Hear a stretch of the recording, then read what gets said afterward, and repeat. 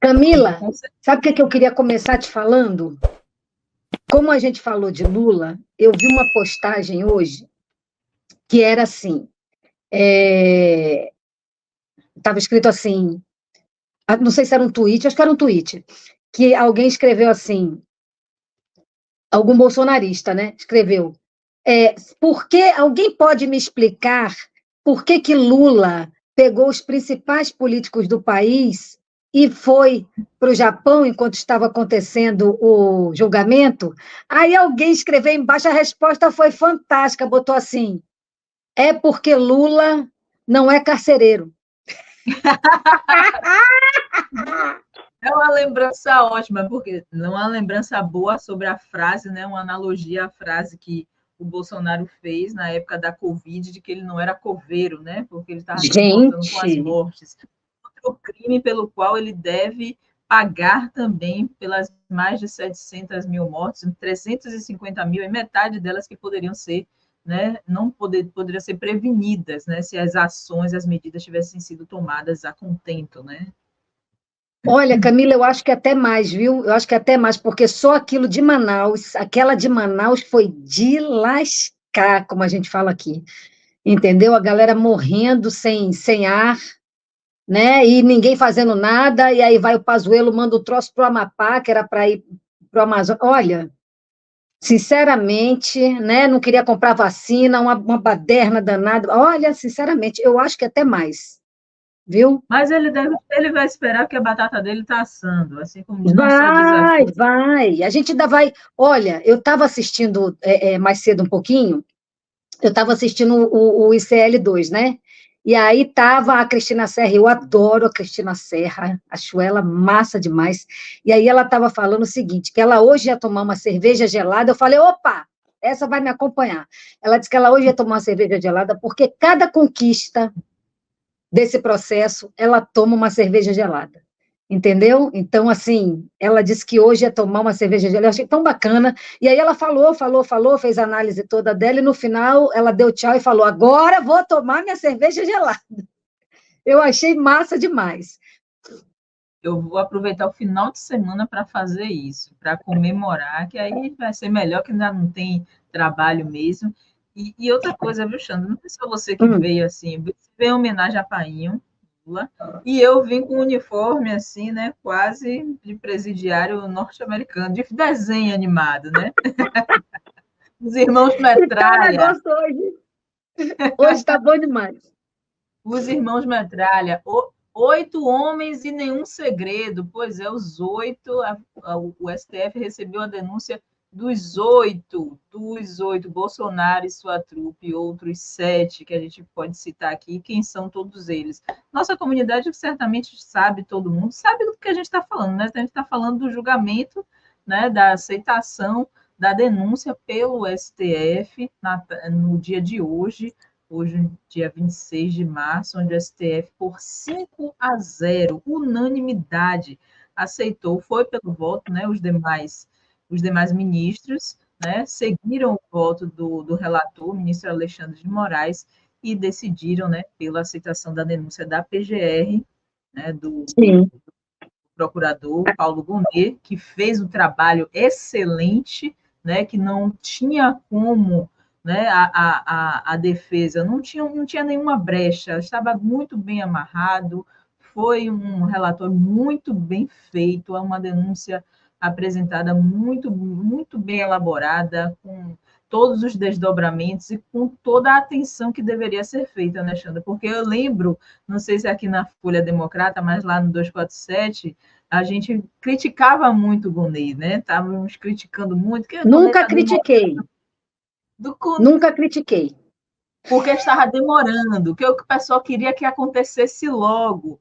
Mas qual é a diferença, né, de um ex-presidente no governo Lula, o ex-presidente Bolsonaro, ele teve o direito à defesa e seguiu o trâmite legal, o rito processual legal, diferentemente do que aconteceu com o presidente Lula, que foi jogado sem nenhum direito à defesa, né? Então, um banho aí de jurisprudência para os ministros e que foi excelentíssimo o trabalho deles. Eu fiz algumas pontuações, inclusive, hoje, de algumas falas dos ministros, e a gente pode desenvolver aqui para a gente comentar. Mas são 8 homens e nenhum segredo. 8 homens, Jair Bolsonaro e mais 7, e nenhum Isso é segredo. Que todo mundo... ótimo. 8 homens e nenhum segredo é ótimo. Agora, Camila, aquilo que foi feito com Lula, eu não tenho nenhum adjetivo para aquilo. Tamanha a crueldade, a maldade, a perversidade que foi feita com ele, né? E ele tão digno, né? Tão resignado, né? Tão de uma forma que nem Bolsonaro, nem nenhum bolsonarista nunca vai ser, né? Agora, E o mais eu acho que você falou muito bem.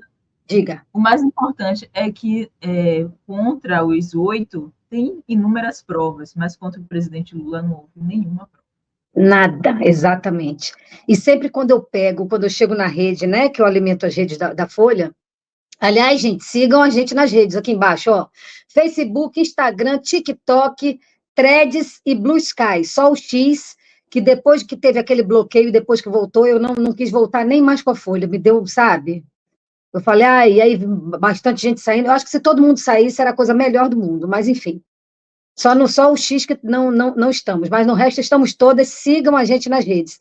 Então, sempre quando eu estou alimentando a gente, sempre tem alguém para vir falar isso. O Lula, presidiário, não sei o quê, umas coisas assim.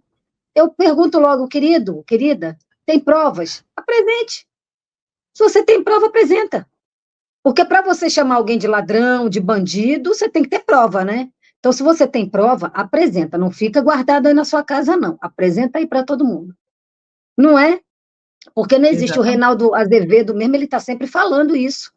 O Reinaldo Azevedo, ele fala que ele pega todo o processo do Moro, tudo que o Moro escreveu, e ele não acha, e ele já desafiou qualquer pessoa que achar onde estão as provas que digam a ele desafiou o próprio Sérgio Moro, entendeu? Não tem prova, não tem, ali foi uma crueldade completa, ali foi uma coisa horrorosa, e aí eu já vou voltar na Cristina Serra, que ela estava falando agora de noite, porque ela falou uma coisa que eu achei interessante, eu não tinha ainda, Camila, pensado sobre isso, eu quero saber também o que você acha, porque ela estava falando o seguinte, que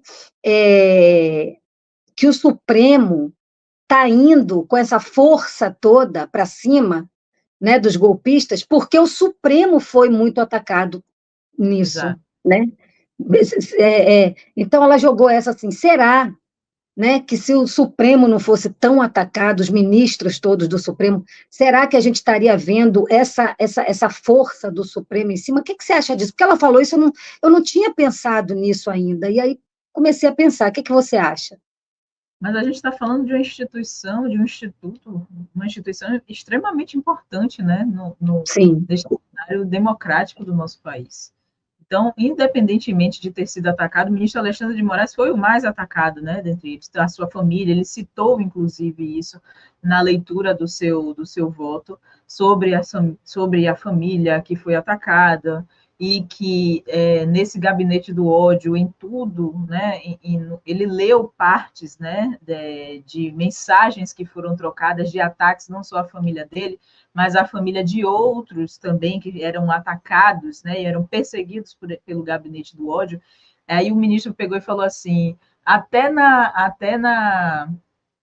no mundo do crime, se há um respeito pelas famílias, mas... Sim. Nesse âmbito, né, da tentativa do golpe, desse núcleo, não tinha respeito nenhum à família. Mas eu não acho que seja só exclusivamente porque o STF foi atacado, foi duramente atacado. Logicamente que a gente precisava dar essa resposta, né, porque não é o único, mas é um dos mais importantes, é o pilar da nossa justiça, o Supremo Tribunal Federal, e precisava dessa resposta à altura, precisava dar essa resposta à sociedade também, né, para dizer que o STF, a importância do STF, né, e também é uma forma pedagógica, né, Xanda? Não deixa de ser uma forma pedagógica, porque está dizendo para os outros núcleos serão também julgados. E também é uma resposta pedagógica para quem pensa em fazer novamente e em tentar contra a nossa democracia. Então, portanto, muito importante, né, que sim, acredito que em partes foi por conta disso, mas não só por isso. Havia a necessidade da defesa do STF. O STF é uma demarcação muito importante de tempo, de memória, de espaço, o STF ter se posicionado dessa forma. Não só a questão de vaidade, porque mexeu com o STF, mas a gente mexeu com a democracia, a gente poderia ter acabado com diversas outras coisas, a gente não poderia nem estar aqui hoje, Sim. né? Se a tentativa que eles alegaram tanto, porque foi uma tentativa, e que a tentativa não é o crime de fato, mas houve o fato, no caso de atentado ao Estado, ao golpe, desse golpe, essa tentativa de golpe, sim, se tivesse sido concretizado, o que seria, né? Fala pessoal da Folha Democrata, aqui é Pedro Zambarda, editor do canal, falar um pouquinho a respeito da necessidade de vocês financiarem a Folha Democrata. Gente, a Folha Democrata é financiada através de um Pix chamado Folha Democrata, é o endereço do Pix, né? folhademocrata@gmail.com. Nós precisamos do nosso jornalismo financiado por vocês que são do nosso público, porque nós passamos vários perrengues aqui com o YouTube, vocês sabem muito bem. E mesmo assim, graças a essa comunidade muito unida, a gente conseguiu fazer lives históricas, acompanhar praticamente ao vivo a campanha do Guilherme Boulos, trazer informações exclusivas a respeito de Gustavo Gayer, de Olavo de Carvalho, de todos os bolsonaristas, combater as fake news e tudo o que a gente acompanha. Por R$80 no nosso Pix você ganha um curso de roteiro para série, o que é muito importante se você é artista, roteirista, se você lida com essas práticas da economia criativa. Outra forma de você colaborar também é se tornando membro aqui do nosso canal. Isso é muito importante para você fazer as suas atividades por aqui, porque você tem acesso a vídeos exclusivos e nós temos um curso de jornalismo básico para você poder acompanhar a partir de R$5, que é ministrado por mim. A gente tem aí quase uma dezena de aulas e muito conteúdo para você poder acompanhar. Meus caros, minhas caras, financiem o jornalismo independente, financiem o jornalismo que se posiciona à esquerda, financiem o jornalismo na internet, que traz informações confiáveis, checadas, que cruza informações e que trata você, que é o nosso público, de uma maneira muito séria.